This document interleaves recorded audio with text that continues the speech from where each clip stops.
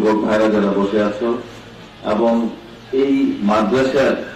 যারা পড়াশোনা করছো সেই সমস্ত ছাত্র ছাত্রী ভাই বোনেরা এবং এই মাইকে যারা বক্তব্য শুনছেন সবাইকে আমার পক্ষ থেকে সালাম, আসসালামু আলাইকুম। আপনাদের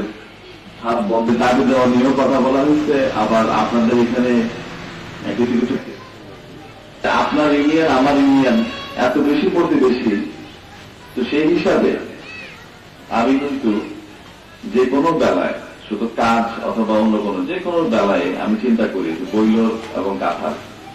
একদম পাশাপাশি দুই ভাই বলতে পারেন আসলে একই পরিবারের সদস্যের মতো। তাই প্রথম যখন আপনাদের খেয়াল আছে, মুরব্বী যারা আছেন তারা জানেন,